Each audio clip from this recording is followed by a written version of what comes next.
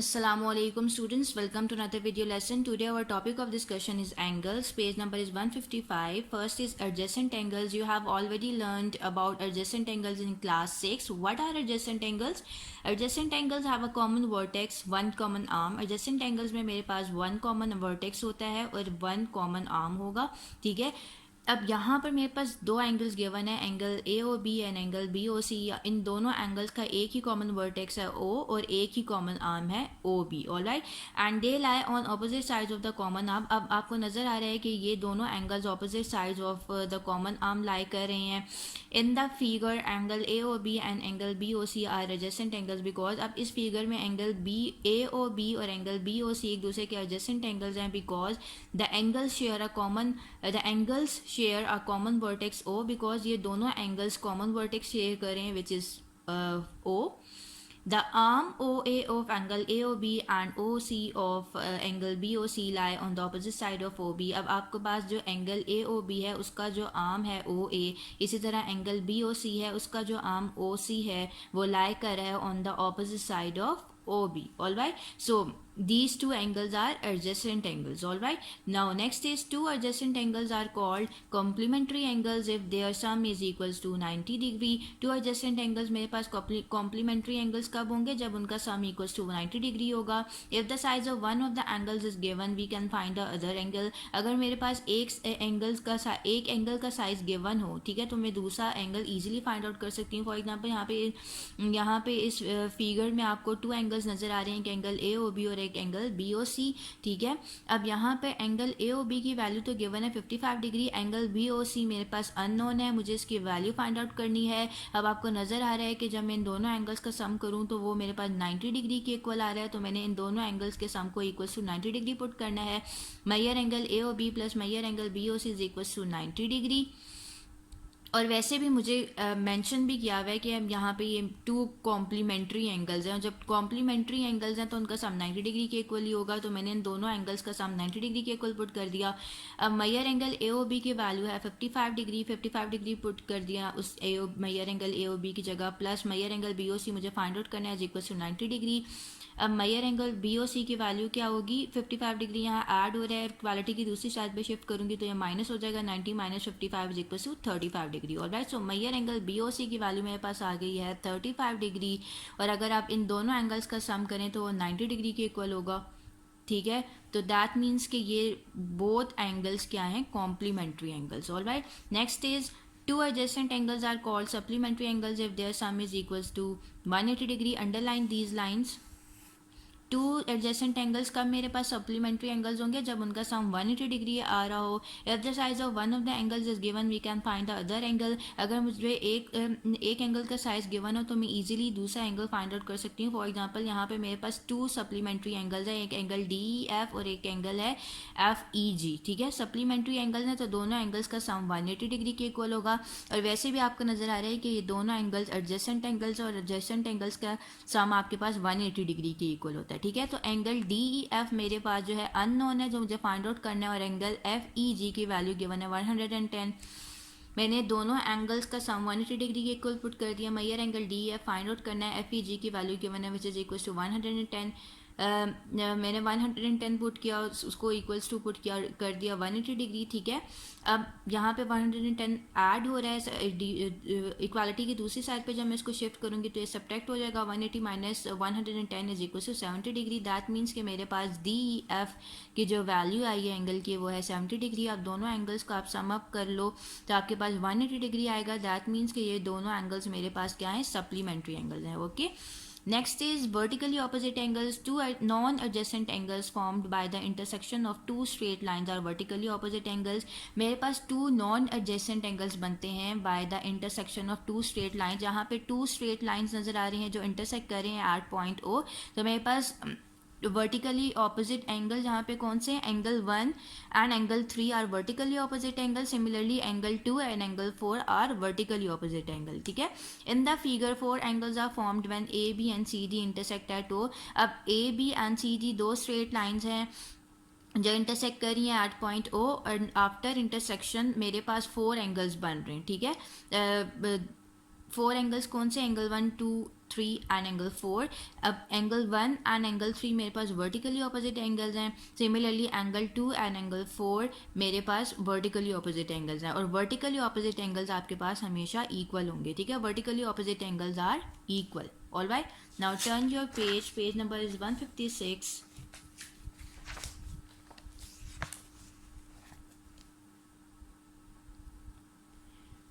Angles in a triangle.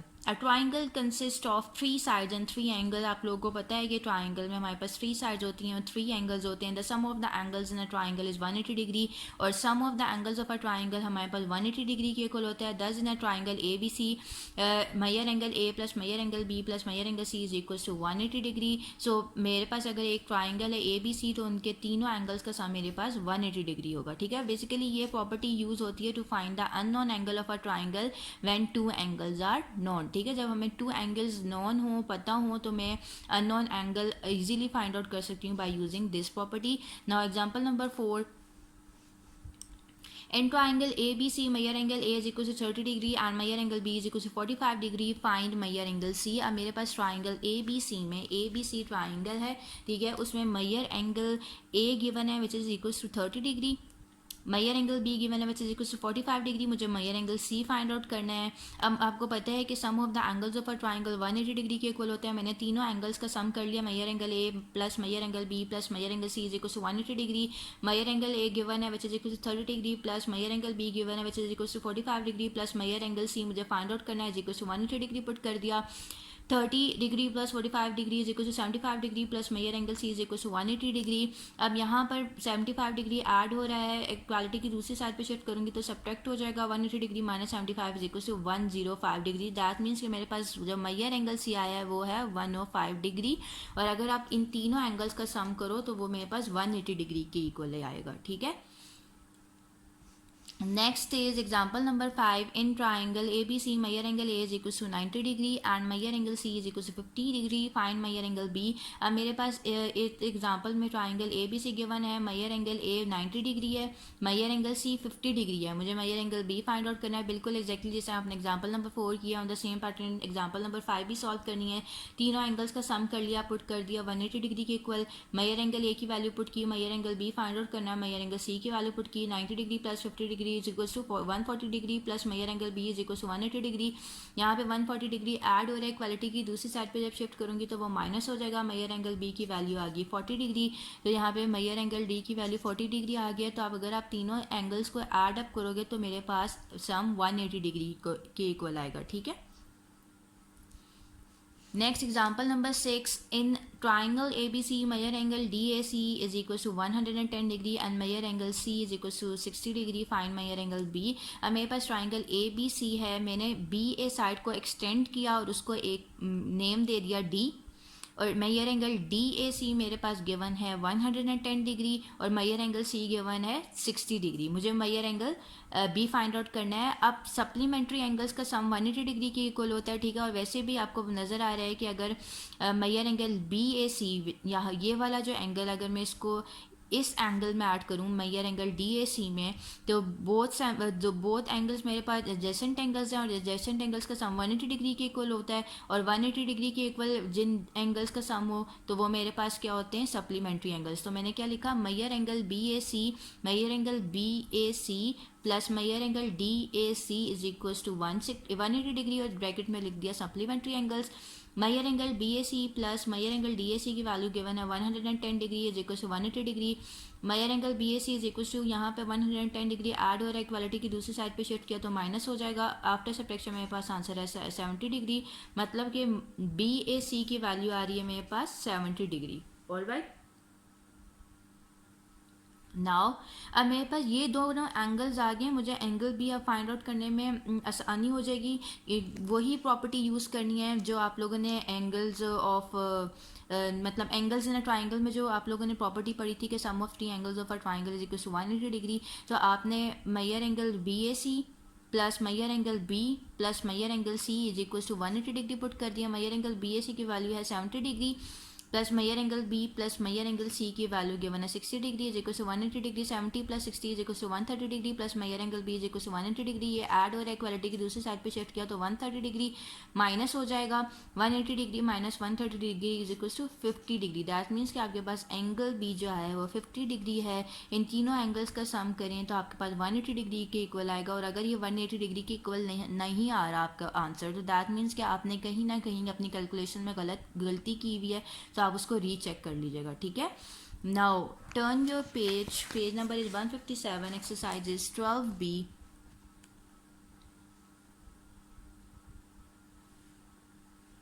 Question number 1, filling the blanks. First, dash lines form an angle of 90 degree. Perpendicular lines form an angle of 90 degree. आपने यहाँ पे लिखना है perpendicular.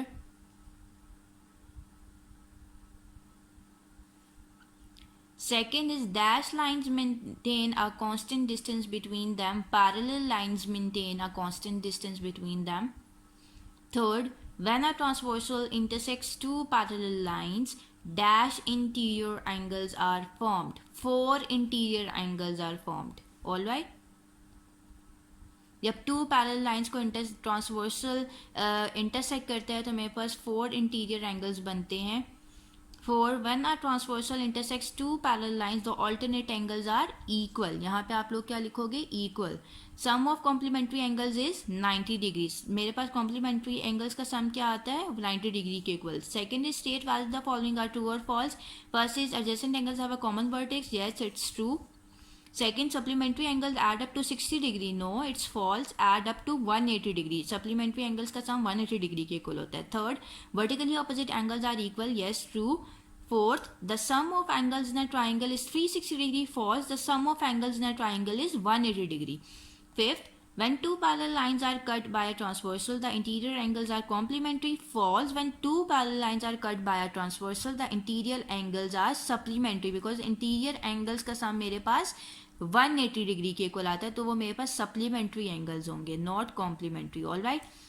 Question number 3 है draw two intersecting lines and mark the pairs of vertically opposite angles. आपने 2 intersecting lines draw करनी है, उनके पेयर्स को आपने नेमिंग देनी है, जो भी वर्टिकली ऑपोजिट एंगल्स हैं वो बताने हैं, ठीक है। इसका आंसर आप लोगों ने लिखना है फ्रॉम पेज 155।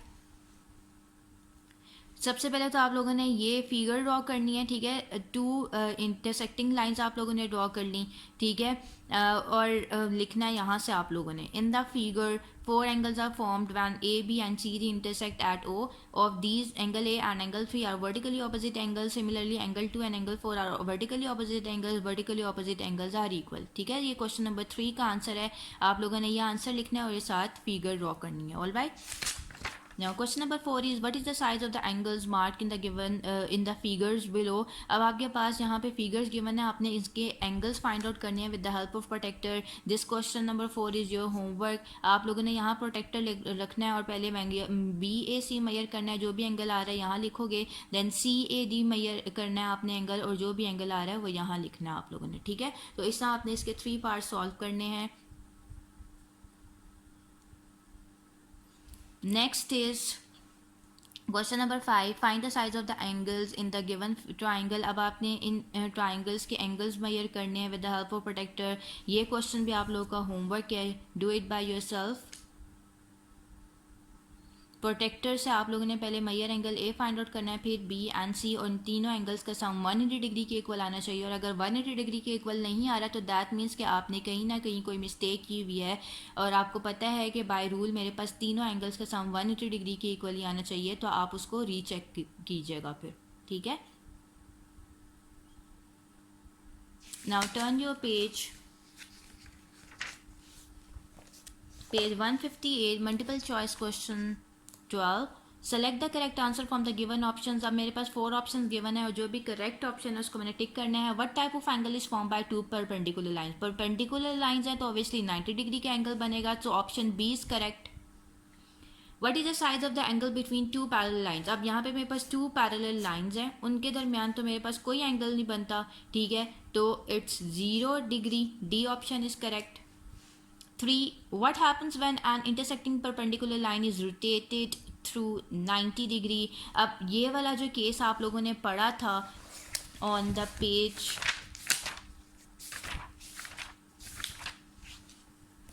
149 के जब मेरे पास टू इंटरसेक्टिंग लाइंस थी और उसको मैंने थ्रू 90 डिग्री रोटेट किया तो वो दोनों लाइंस ओवरलैप कर गई, ठीक है। तो इसका कौन सा ऑप्शन करेक्ट होगा? ऑप्शन बी इज करेक्ट, ठीक है। It overlaps the other line, all right, option B is correct. Question number fourth is which of these angles are always equal? A option is correct. Vertically opposite angles are always equal. All right. 5. Which of the following statement is true for a pair of corresponding angles? C option is correct. Corresponding angles are always equal. ठीक है, C option is correct. इसको टिक कर लें। Sixth is which of the given statements is true for parallel lines?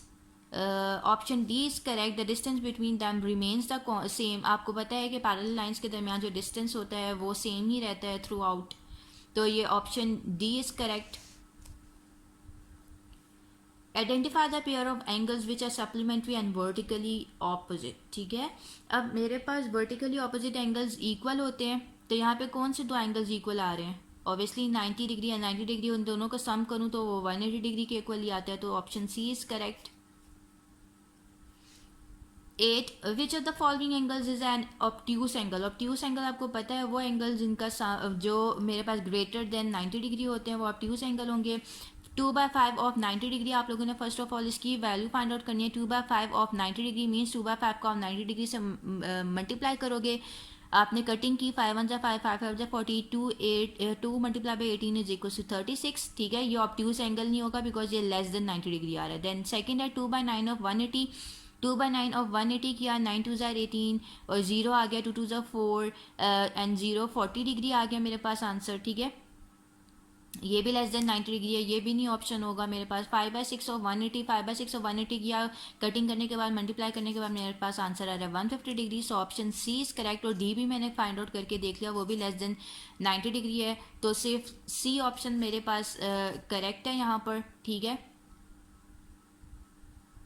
Question number 9, the angles X and 90 degree minus X are. अगर मैं इन दोनों angles को सम करूँ, 90 डिग्री माइनस एक्स में मैंने एक्स ऐड किया, ये दोनों एक्स तो कट जाएंगे बिकॉज एक के साथ प्लस है एक के साथ माइनस है, प्लस माइनस माइनस ये कैंसिल आउट हो गया, तो मेरे पास 90 डिग्री आ रहा है। दैट मीन्स ये दोनों एंगल्स क्या है? कॉम्प्लीमेंट्री एंगल्स, तो option B is correct.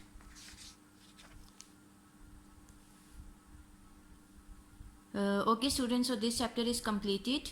Complete your work on time and do practice of these problems. All right, okay, Allah Hafiz.